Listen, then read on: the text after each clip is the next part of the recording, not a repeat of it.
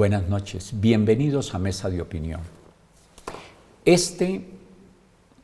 Sobraría decirlo, es un año plenamente electoral, porque primero, este 11 de marzo, el país renueva su Congreso y ojalá que la renovación sea importante, y porque luego viene la primera vuelta de la elección presidencial.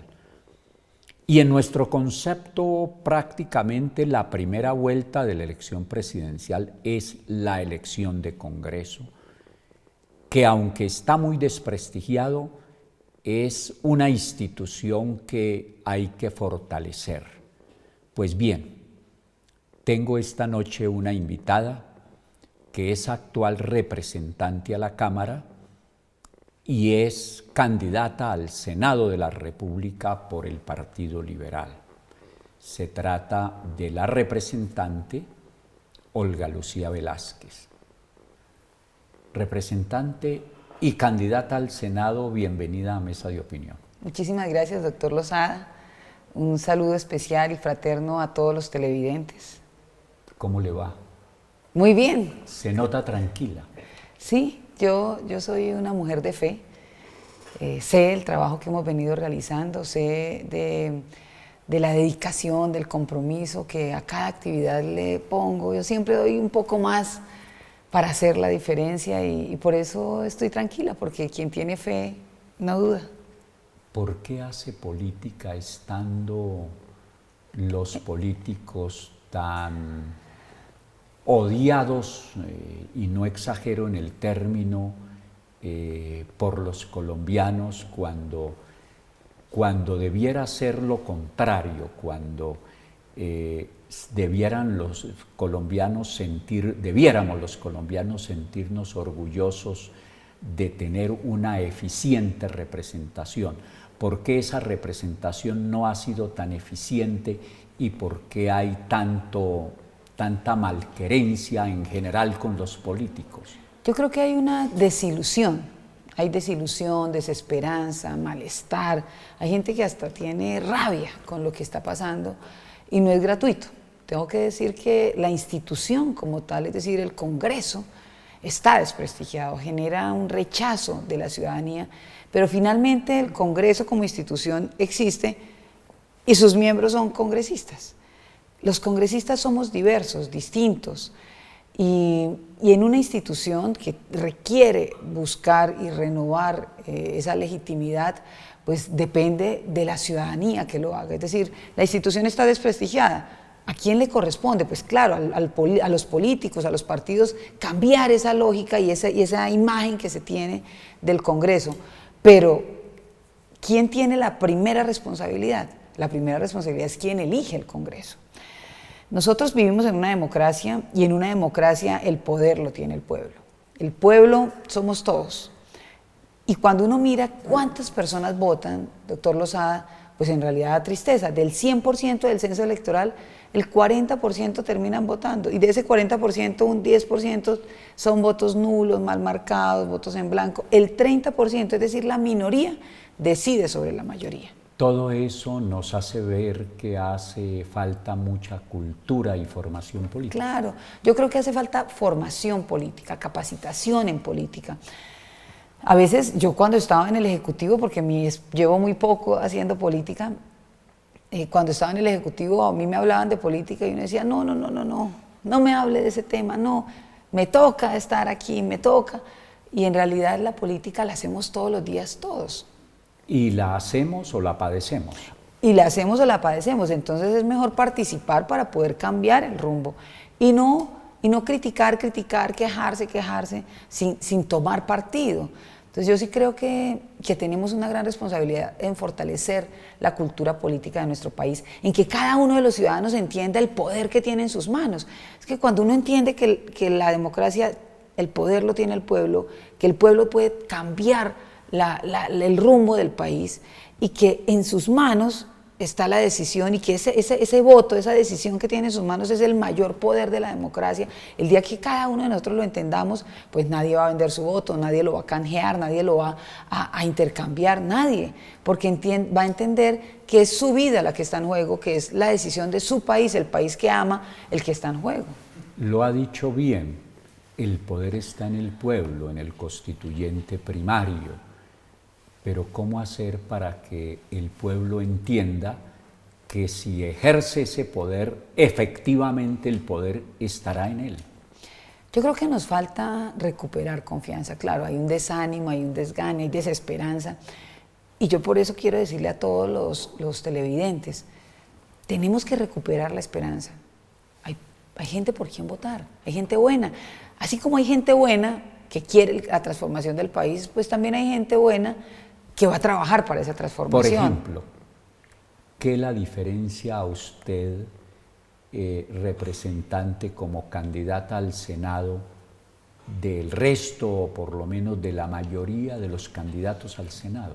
Doctor Lozada, yo he venido trabajando estos 3 años y medio en la Cámara de Representantes con disciplina, con dedicación, con convicción, luchando por causas, especialmente por la educación pública, por la salud, por el emprendimiento, por el desarrollo del campo, por las mujeres, es decir, por la equidad de género. Y tengo una disciplina. Esa disciplina me permite tener hoy unos resultados concretos que mostrarle a la ciudadanía. Hago rendición de cuentas. Cada 6 meses, con la comunidad, saco una revista. Como soy representante de la Cámara por Bogotá actualmente, saco una revista que se llama Bogotá Merece Más. Esa revista, en la última rendición de cuentas, entregamos 20.000 revistas. Es decir, 20.000 personas recibieron la revista y en esa revista lo que hay es qué proyectos de ley hemos tramitado, cuáles son ley de la República, qué foros hemos hecho, qué debates de control político. Hacemos entrevistas ahora. Ok, muy bien. Ese punto es importante. Rendir cuentas es importante. Pero dentro de lo que más destaca de su labor como representante, ¿qué quiere resaltar? La defensa de la educación pública. Yo saqué la ley 1825, que le genera más recursos a la Universidad Nacional y a la Universidad Distrital. ¿Es usted autora de Yo soy autora de la ley, ya. Autora y ponente de la ley. Muy bien. ¿Y qué avances ha tenido o va a tener la educación con esa ley? Va a mejorar la infraestructura física, los laboratorios, las bibliotecas, pero también lo que se pretende es que en los próximos 4 años se aumenten 5.000 nuevos cupos de educación superior en Bogotá. ¿Qué otro resultado en materia de educación? En el Plan Nacional de Desarrollo yo incluí un capítulo especial para Bogotá y en ese capítulo creamos el SUE, que es el Sistema Único Estatal que integra las 6 universidades públicas que hacen presencia en Bogotá. ¿Qué ha permitido esto? Que la Universidad Militar Nueva Granada, que la Universidad Distrital, que la Universidad Nacional Sede de Bogotá, que la Pedagógica, que el Colegio Mayor de Cundinamarca, que el Instituto Técnico, trabajen en equipo, tengan un plan de beneficios al estudiante. Hoy tenemos una biblioteca 24 horas. Cualquiera de estas 6 universidades, cualquier estudiante de estas 6 universidades puede ir a la biblioteca de cualquiera de ellas con solo el carnet. Ya no necesitamos tener específicamente el carnet de la universidad. Hay una biblioteca 24 horas en la hemeroteca de la Universidad Nacional y cualquier estudiante de estas 6 universidades puede acceder a esta biblioteca 24 horas. Esos son resultados del avance que hemos tenido en el SUE y también hay proyectos de investigación. No es lo mismo que los recursos que tiene una sola universidad para generar un proyecto de investigación a que se unan para sacar proyectos de investigación que le sirvan al país y obviamente que generen un desarrollo a la comunidad. Y usted, representante Olga Lucía Velázquez, también ha intervenido en lo que tiene que ver con la salud. ¿De ahí qué ha logrado? Bueno, en materia de salud he hecho diferentes debates, debate de control político, donde le dijimos al ministro la necesidad de reformar este sistema que estableció la Ley 100, perverso, porque cobra sobre la enfermedad, porque el centro de la atención hoy es la factura y no el paciente. También he generado gestiones en el Ministerio de Salud. En el Ministerio de Salud en beneficio de los hospitales públicos. Había una deuda muy grande y hoy se le ha venido cancelando esa deuda a los hospitales públicos de Bogotá. He sido una gestora en el tema de la salud, pero también que creé una mesa de trabajo técnico permanente con profesionales del área de la salud. Y hoy tenemos como resultado un proyecto de ley que reglamenta la ley estatutaria de salud. Un proyecto de ley que recupera el médico familiar. Un proyecto de ley que centra la atención en el paciente. Un proyecto de ley donde establece la necesidad de cambiar la forma de pago y pagar por indicadores de salud y no por la enfermedad. ¿Y cómo hacer para que la salud deje de ser un negocio y se convierta en un servicio y efectivamente en un derecho? En un derecho. Como en teoría lo es, pero en la práctica no, porque los pacientes somos simplemente clientes y donde no hay una salud desde el punto de vista preventivo, que debe ser. Sí, son varios elementos. Lo primero que nosotros estamos trabajando es en la ley que reglamenta la ley estatutaria. Lo segundo, un modelo de atención basado en la prevención. Hoy, del 100% del valor que se destina para una persona, la mayor parte, es decir, el 70% se destina a la enfermedad y es muy poco lo que queda para la prevención. Casi que hay lugares donde no se está haciendo prevención.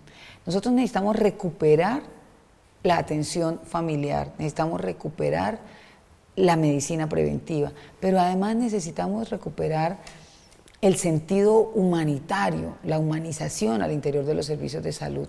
Hay que cambiar la lógica en la atención. Hoy la lógica del sistema está centrada en la factura. Entonces, cuando tú llegas al servicio, lo primero que te preguntan es qué EPS tienes, qué forma de pago, como si llegaras a un supermercado. ¿Cómo va a pagar? ¿Con tarjeta o en efectivo?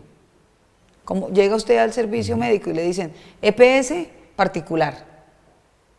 ¿Tiene para el depósito? ¿Firma el pagaré? O sea, no hay una diferencia hoy si es un servicio de atención en salud o cualquier otro servicio. Necesitamos que cuando llegue el paciente a la ventanilla le digan usted qué tiene, qué lo trae por aquí, qué le duele. Inmediatamente se fijen en el paciente. Para eso se necesita cambiar la forma de pago. O sea, es indiscutible que la forma de pago no puede seguir siendo sobre el número de actividades. Tiene que centrarse sobre la salud, sobre indicadores de resultado en salud. ¿Qué tipo de indicadores, por ejemplo? Que no haya mortalidad materna en una ciudad o en la población objeto que yo tengo asignada. Que no haya mortalidad en menores de 5 años por enfermedad diarreica aguda o por enfermedad respiratoria aguda. Que no haya mortalidades evitables en crónicos, porque los crónicos están bajo control. Es decir, hay formas de medir cómo pagar sobre indicadores de salud. Y hay también servicios que requieren. Hoy la ley 100 estableció un subsidio solamente a la demanda. Resulta que en salud necesitamos una mezcla, subsidio a la demanda, pero también subsidio a la oferta. ¿Qué significa subsidio a la oferta? Que hay unos servicios que sí o sí necesita la ciudadanía. El servicio de urgencias. Pueda que el servicio de urgencias no sea rentable para la entidad, pero es rentable socialmente. Es la puerta de entrada además para muchos servicios. Pediatría, que la están cerrando en muchos hospitales. No, porque no es rentable. Resulta que la rentabilidad no se puede medir en cuánto factura, se tiene que mirar en cuántas vidas estoy salvando. Usted ha hecho política en Bogotá. Sí.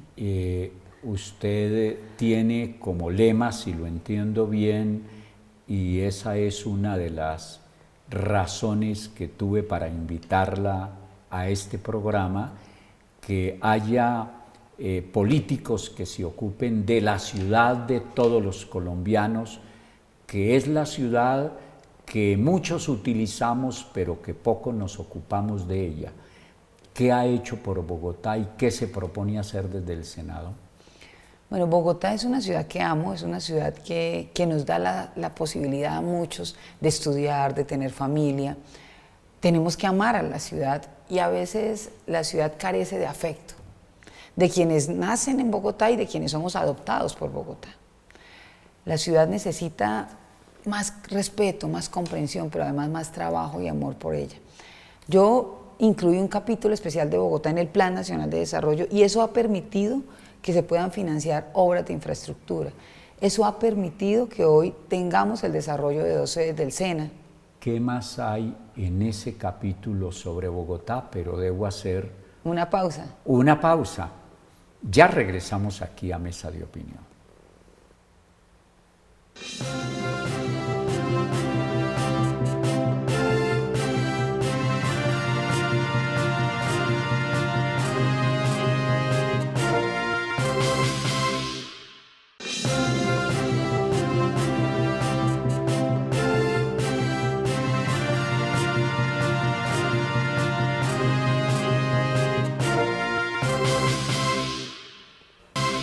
Regresamos a Mesa de Opinión. Me encuentro con la representante a la Cámara, Olga Lucía Velázquez, candidata al Senado de la República por el Partido Liberal.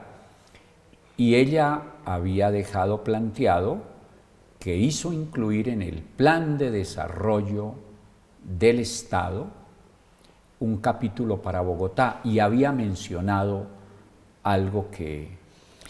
Obras en infraestructura vial, recursos que se asignaron, las 2 sedes del SENA que están están en estudios para construcción, la creación del SUE, que es el Sistema Único Estatal de Bogotá. Dejamos también la inclusión de Bogotá dentro del Ministerio de Agricultura. Es decir, Bogotá no aparecía en el Ministerio de Agricultura en ninguna parte. Hoy Bogotá se ha visto beneficiada de 2 proyectos para la localidad de Sumapaz desde el Ministerio de Agricultura que no lo tenía en el radar. También desde el Ministerio del Interior conseguimos los recursos para generar un convenio para cámaras de seguridad. Se hizo por primera vez un convenio entre el Ministerio del Interior y Bogotá, porque tampoco estaba priorizado Bogotá. Logramos también que Bogotá estuviera presente en cada una de las discusiones y los debates. De manera curiosa siempre hay ataques para Bogotá, porque mucha gente cree que Bogotá tiene todo resuelto. Y sobre todo que Bogotá es el eje, es la ciudad, por así decirlo, señera y señora que traza rumbos, pero que el centralismo que hay en este país se ejerce desde Bogotá, pero Bogotá no se beneficia de él en nada, al contrario se perjudica. ¿Cómo invertir ese esquema donde, por ejemplo, Bogotá le aporta al país algo así 25.6% del Producto Interno Bruto? Y el país le devuelve muy poquito a el 4%. La ciudad de todos. Bueno, ¿cómo invertir ese esquema? Sí, yo creo que colocar de presente a Bogotá en el gobierno nacional fue decirle que Bogotá necesita de la ayuda del gobierno nacional, pero también decirle al gobierno nacional que una cosa es autonomía y otra cosa es abandono. Bogotá ha estado abandonada por el gobierno nacional y lo que hemos estado es generando atención que Bogotá necesita. Yo intenté un trámite de una reforma del Estatuto Orgánico del 1421 para poder generar una transformación alrededor de la institucionalidad de las localidades. Creo que la descentralización es necesaria en Bogotá, pero esa descentralización tiene que venir acompañada del gobierno nacional. Es decir, el gobierno nacional tiene que entender que Bogotá necesita más recursos por transferencias. O sea, Bogotá genera la mayor parte de sus recursos por el predial. Fíjese que hay 2 limitantes grandes para la ciudad en materia de centralismo. Uno, que el centralismo que existe en este país no beneficia a Bogotá. Y 2, que la desconcentración que hay en Bogotá y no la descentralización también perjudica a las localidades. A las localidades. ¿Cómo corregir eso? ¿No será, por ejemplo, excúsenme los televidentes que recuerde que yo fui el autor de la ley de las juntas locales, la ley primera de 1992. ¿Cómo entender que desde 1992 establecimos en la ley primera de ese año que los recursos que la administración central debía transferir a las localidades, empezábamos con el 10% y terminábamos en el 20%. No ha pasado del 10. Y no ha pasado del 10. Incluso hay administraciones que han llegado al 9. ¿Cómo hacer para que se cumpla la ley porque se están burlando de ella? Sí, yo creo que hay varios temas. El primer tema es el gobierno nacional. El gobierno nacional se beneficia evidentemente de Bogotá. Bogotá le aporta 25.6% del Producto Interno Bruto y la transferencia no supera el 4%. Y cada vez la transferencia tratan de hacerla menor porque otros departamentos necesitan de los recursos. Entonces yo creo que ahí se necesita una lógica distinta frente a las necesidades reales de la ciudad. Bogotá no solamente es receptora de las políticas nacionales, sino también es receptora de muchos tipos de desplazamiento, no solamente desplazamiento forzado, sino también es receptora de desplazamiento económico. Hay lugares donde ya no se consigue empleo y llegan a Bogotá. Hay lugares donde la gente no tiene opción para estudiar y llegan a Bogotá. Hay desplazamientos hasta por salud, porque aquí encuentran donde los atienden. Entonces Bogotá es receptora de muchos temas que generan dificultades en varios departamentos y finalmente Bogotá los recibe. Pero no es solidario el gobierno nacional con Bogotá para resolver todos esos tipos de problemas sociales. Otro tema es la descentralización y la desconcentración.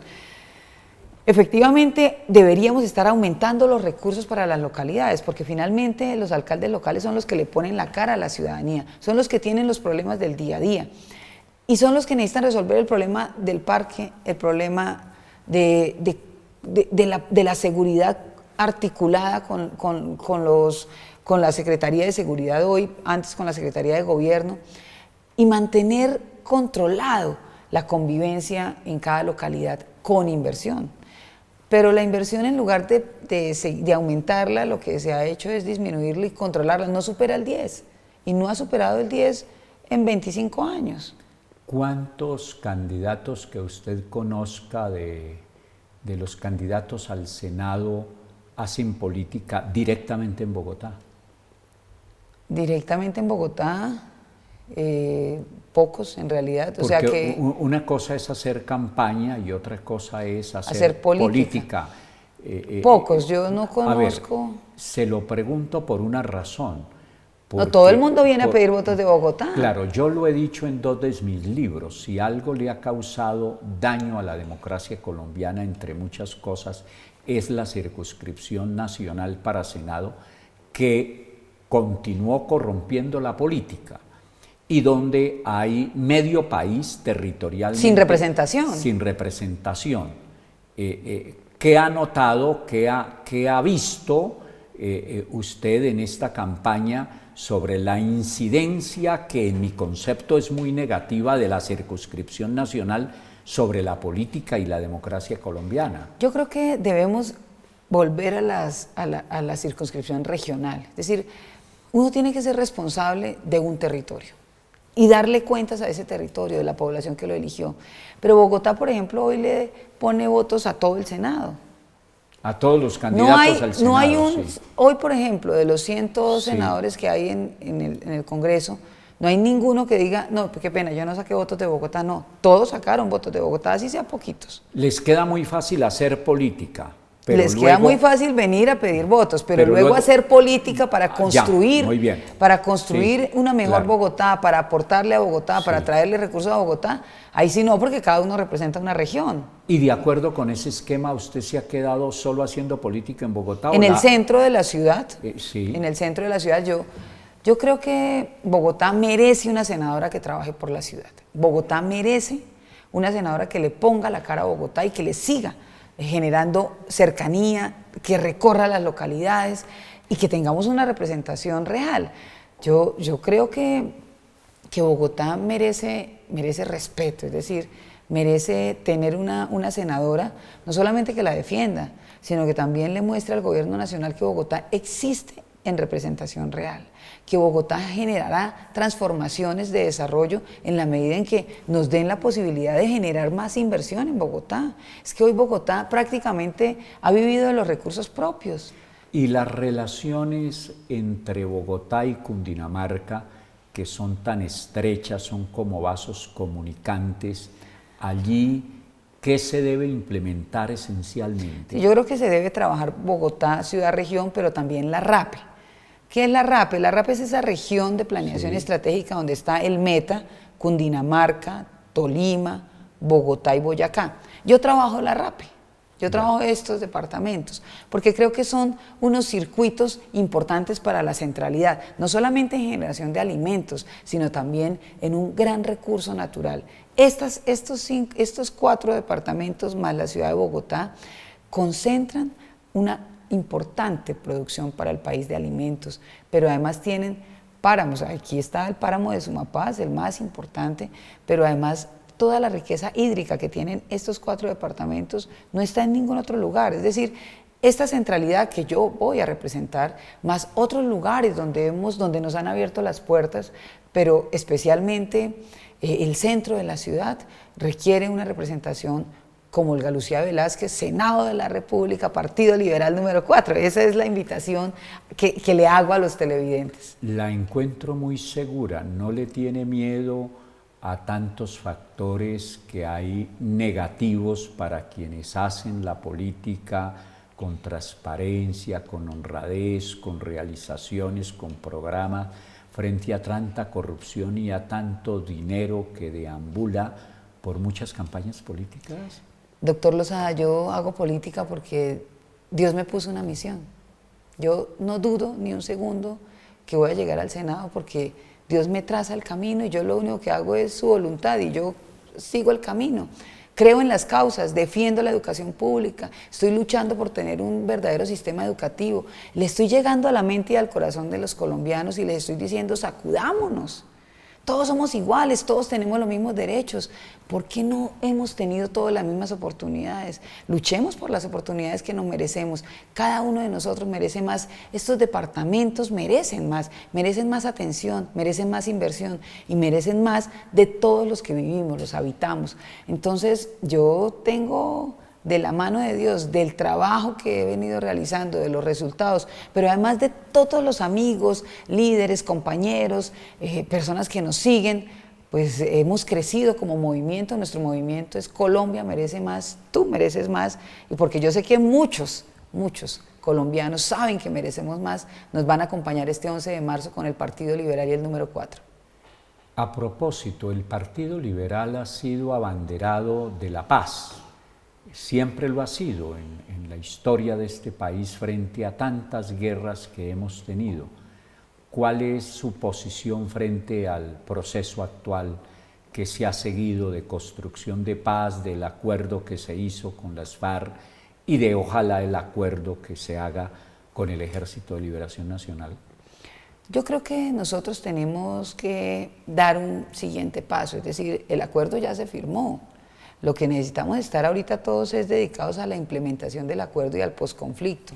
Ahora que he estado recorriendo muchos rincones del país, me doy cuenta que aquí cerquita a Bogotá, a menos de 2 horas, hay una zona rural donde no hay, la vía de acceso es una trocha. Una brecha inmensa. Hay una brecha inmensa. Entonces nosotros tenemos que llegar a esos lugares, tenemos que llegar a cada rincón del país. Hay lugares, es que no todo es igual a Bogotá, hay lugares que no tienen agua potable, hay lugares donde no hay alcantarillado, hay lugares donde no hay energía eléctrica. O sea, hay lugares donde todavía estamos en siglo XXI y una profesora dicta todas las materias. Hay lugares donde el profesor de geometría nunca llega, el de álgebra, el de matemáticas, y finalmente el muchacho se gradúa así de bachillerato. Es decir, nosotros tenemos unas grandes diferencias entre el campo y la ciudad, entre una ciudad y otra, incluso dentro del mismo Bogotá tenemos unas diferencias entre localidades, y eso no puede seguir siendo. Es decir, nosotros somos un Estado social de derecho. Yo creo que la paz está primero en cada uno de nosotros, segundo que tenemos que aceptar que ya firmamos un acuerdo y tercero que tenemos una responsabilidad con los colombianos y es construir entre todos en medio de las diferencias y en medio de esas diferencias generar inversiones que le generen mayor bienestar y calidad de vida a cada colombiano. Pero ¿cómo construir la paz con el problema del narcotráfico? ¿Cómo construir la paz con tanta corrupción? ¿Cómo construir la paz con la injusticia, si justicia es sinónimo de paz, injusticia es sinónimo de guerra?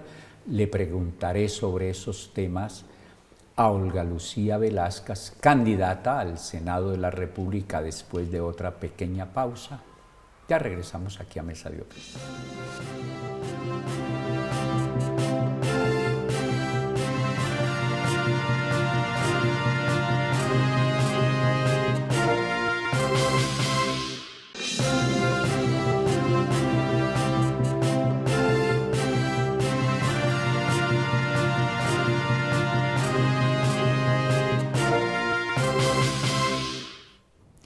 Volvemos a mesa de opinión, me encuentro con la representante a la Cámara, Olga Lucía Velázquez, candidata al Senado de la República por el Partido Liberal. Y le había dejado planteado apenas unos ejemplos de los inmensos obstáculos que tiene este país para construir la paz, su opinión. Así es. Yo creo que tenemos graves problemas que no hemos sido capaces de afrontarlos. Por ejemplo, el narcotráfico. Yo tengo una teoría y es que Colombia ha surgido sobre la base de una cultura ilegal, una cultura basada en la ilegalidad que no hemos podido sobrepasar. Mejor, hemos sobrellevado, pero no hemos podido superar. Entonces, el narcotráfico ha estado presente siempre, pero claro, mataron a Pablo Escobar y creímos que ya se acabó el narcotráfico. Mentiras, se mutó, cambiaron los líderes, cambiaron las formas de comercializar la droga. Hoy no solamente hay drogas sintéticas, sino que hay canales de distribución en todas partes. O sea, el narcotráfico se modernizó, mutaron las mafias.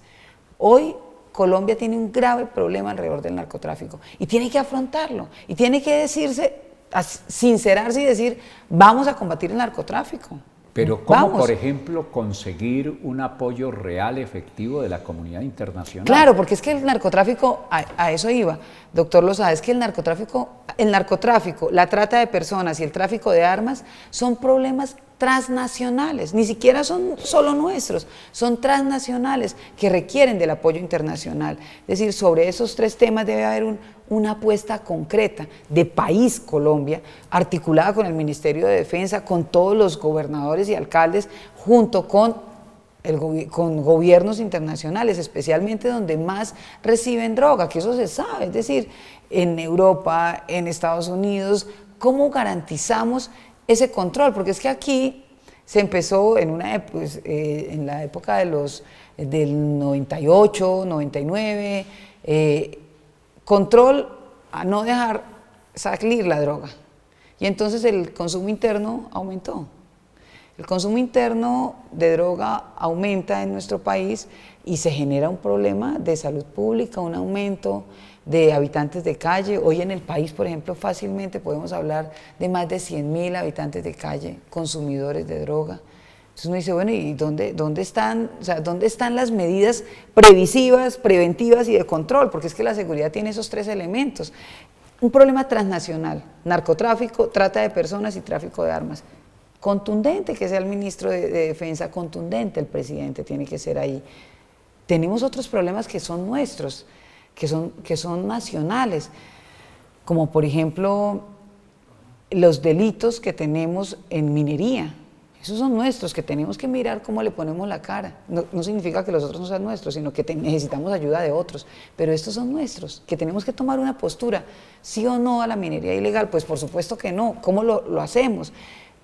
Problemas locales, el hurto de vehículos, el hurto a comercios, el hurto a personas, que necesitamos políticas y planes integrales de seguridad junto con la ciudadanía. Es decir, aquí no podemos trabajar de manera aislada la seguridad, aquí tenemos que hacer acciones de previsión, es decir, comités, análisis, estudios, prevención, porque necesitamos que los jóvenes tengan ocupación del tiempo libre, que los adultos consigan empleo, que los niños accedan a la educación, y control, porque efectivamente necesitamos una policía, ejército, medicina legal, un sistema de justicia que efectivamente garantice que las penas son, que la gente crea, que tenga confianza en denunciar. Es decir, esto es una cadena, y una cadena que genera un círculo vicioso o un círculo virtuoso. Muy bien, es una cadena. Entonces, había dejado planteado antes otra cosa que me parece absolutamente clara.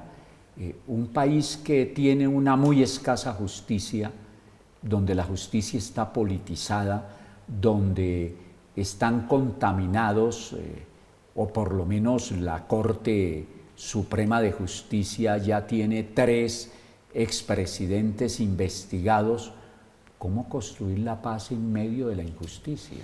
No, yo creo que nosotros estamos en mora de tener una reforma a todo el sistema de justicia.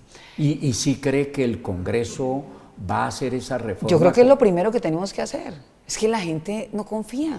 Y cuando la gente no confía, cuando duda, cuando no denuncia porque no confía, lo que estamos es fomentando la impunidad. Aquí lo que necesitamos es que el día 1 que entramos, que es el 20 de julio del 2018, Sí. tomemos como punto de partida 2 cosas fundamentales. Primero, una reforma a la justicia y 2, una reforma política. Porque efectivamente no podemos seguir generando campañas como empresas electorales, sino que generemos conciencia y cultura política en la ciudadanía. Y si ve que el Congreso no fuera capaz de hacer, por ejemplo, la inaplazable reforma a la justicia, ¿votaría una ley que convocara a una asamblea constituyente para hacer, por ejemplo... La reforma a la justicia. Sí. Sí. En ese campo es muy importante saber su opinión sobre candidatura presidencial. ¿Cuál es su candidato? Humberto de la Calle. ¿Por qué? Humberto de la Calle es un hombre capaz, es un hombre sereno, es un estadista, es un hombre que quiere ser presidente para sacar a Colombia de la polarización. Es un hombre que quiere ser presidente para buscar la unidad. Es un hombre que quiere ser presidente porque entiende que la educación es la vía en búsqueda de la equidad y del desarrollo, donde él habla de una cancha desnivelada en materia de educación y donde yo estoy completamente en sintonía con él en materia de educación, porque creo que la educación superior no puede seguir siendo un privilegio para unos pocos, sino que tiene que ser un derecho para todos. Aquí esas grandes diferencias que se generan alrededor de la educación nos están alejando cada vez más y no nos están acercando. Entonces, Humberto de la Calle es mi candidato presidencial, es la persona que, además es el candidato oficial del Partido Liberal. Creo que hoy más que nunca el partido está cerca de tener la opción de poder, en agosto del 2018, estaremos eligiendo, posesionando a un presidente liberal. Yo estoy segura que en mayo nos va a ir muy bien, vamos a pasar a la segunda vuelta y en junio vamos a tener presidente. Si fue Humberto de la Calle quien encabezó el equipo negociador con las FARC y si la paz es la primera necesidad de este país, porque al fin y al cabo la razón fundamental del Estado es la seguridad, la convivencia, la paz, ¿por qué le critican tanto a De la Calle que haya negociado un acuerdo de paz? ¿Cómo entender eso? Yo creo que el país todavía no ha logrado comprender la importancia del acuerdo. No ha logrado entender, yo creo que hace unos días cuando pasó lo del ELN, cuando otra vez una bomba, cuando otra vez agresiones a la sociedad civil, volvimos a reaccionar y ya es verdad que hay un acuerdo, o sea, valoramos, a veces, doctor Lozada, uno no valora lo que tiene hasta que lo pierde. Y eso es un poco lo que nos ha pasado a los colombianos. Exagero si digo que le tenemos un tanto de temor a la paz porque hemos Totalmente. estado acostumbrados a vivir en la guerra. Estamos acostumbrados a vivir en la guerra, estamos acostumbrados al conflicto, estamos acostumbrados a resolver los problemas a los golpes, estamos acostumbrados a que el más duro, el más fuerte es el que gana. No. Aquí necesitamos construir a través del diálogo. Necesitamos superar, pero para eso se requiere mucho corazón, se requiere reflexión sobre el país, se requiere tener madurez política para eso. Y por eso la responsabilidad de los partidos, la responsabilidad de todas las personas que formamos este país en cualificarnos políticamente, en entender la importancia de lo que está pasando en nuestro país, que es una cosa fantástica. Es decir, cuando uno siente que puede sentarse con un contradictor, que puede generar argumentos, que puede pelearse causas comunes, pues ahí es donde está la verdadera política. Debatir sin matarse. Debatir sin matarse. ¿Por qué se tiene uno que agredir? Es que nadie tiene derecho de agredir a otro, pero nadie, ni mucho menos de quitarle la vida, nadie.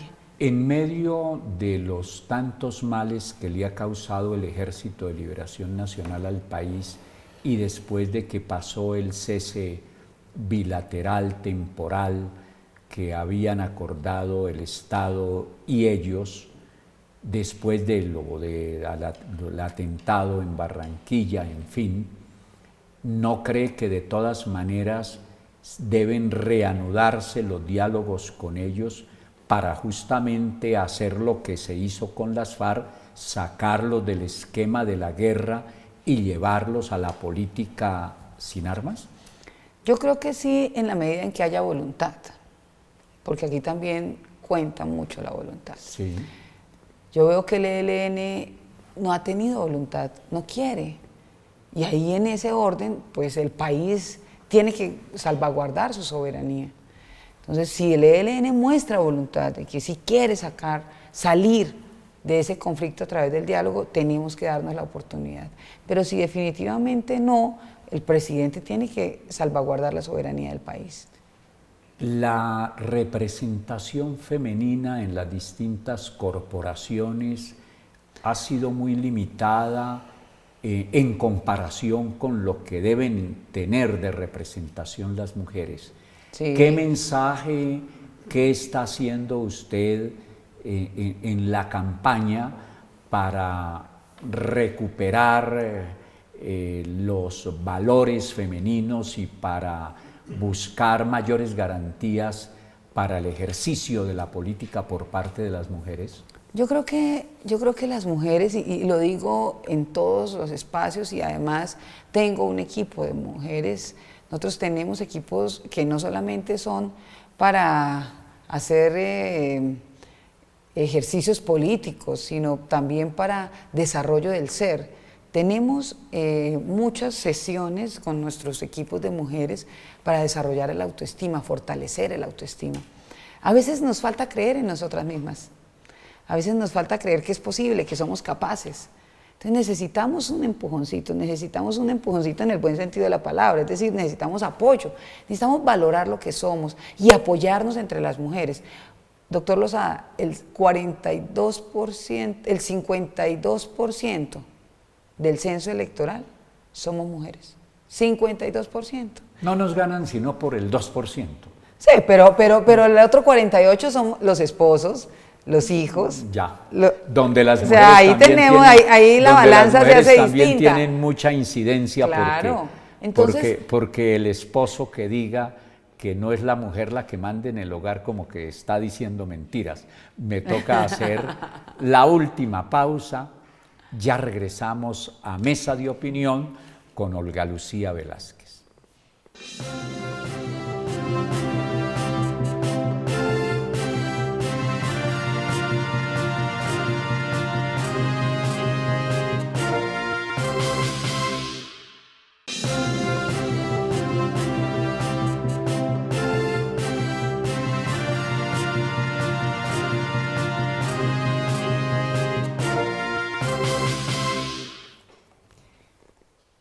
Volvemos a Mesa de Opinión, a su última parte, se nos acabó el tiempo, pero quisiera finalmente preguntarle a Olga Lucía Velázquez cuál es su criterio en torno de las grandes decisiones que se deben producir en el Senado de la República y en todo el Congreso, en un país donde el Congreso expide la ley, reforma la Constitución y ejerce el control político.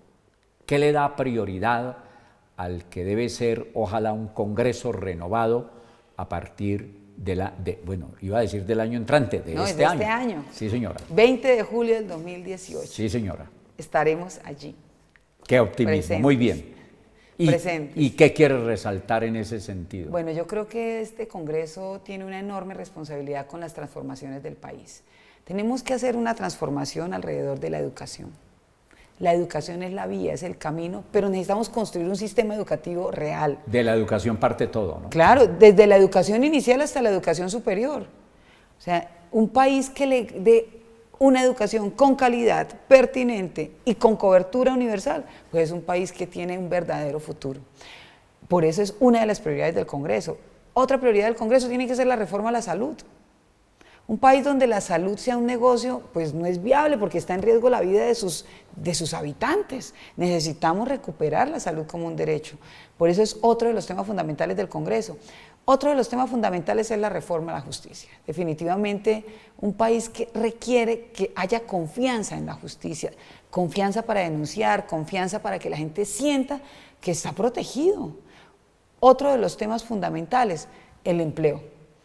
Nosotros necesitamos generar una transformación alrededor de la empleabilidad. Se volvió regla, doctor Lozada, los contratos de prestación de servicios cuando la regla debería ser un contrato formal, fijo, donde yo sepa cómo va a ser mi proyecto de vida.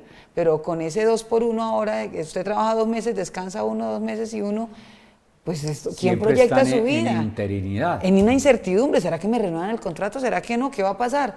¿Quién proyecta su vida así? Nadie. Por tanto, otra de las grandes responsabilidades del Congreso es legislar sobre la formalización laboral, legislar sobre los derechos de los trabajadores, legislar sobre las garantías que debe tener el empresariado también, disminuir la carga tributaria, es otro de los temas. Nosotros, por ejemplo, ¿cómo nos explicamos y uno cómo le explica a un ciudadano que va a haber, si un presidente propone otra reforma tributaria para aumentar los impuestos, cuando tenemos entre IVA y renta 30 millones de pesos, 30 billones de pesos en evasión, 22 billones de pesos en contrabando, es decir, en esos tres tenemos 52 billones de pesos que se esfuman y no están llegando a las arcas. No, ¿cómo explica eso? Y tan regresivo que es el impuesto del IVA, porque lo Y tan pagan por regresivo. igual los ricos con los pobres y los de la clase media. Infortunadamente Se nos acabó el tiempo. se acabó el tiempo. Muchas gracias por haber venido a Mesa de Opinión y suerte, candidata al Senado. Muchísimas gracias, doctor Lozada, por la invitación. Un saludo fraterno, un abrazo a cada uno de los televidentes. Recordemos que el 11 de marzo es la fiesta de la democracia, es un día muy importante porque en nuestras manos está el poder de transformar este país y yo los invito a que los transformen junto conmigo en el Senado de la República, votando al Partido Liberal número 4, Senado de la República. A ustedes, como siempre, muchas gracias por darnos la oportunidad de compartir con ustedes esta hora. No se les olvide, nos vemos de hoy en 8 días. Hasta entonces, feliz noche, que descansen.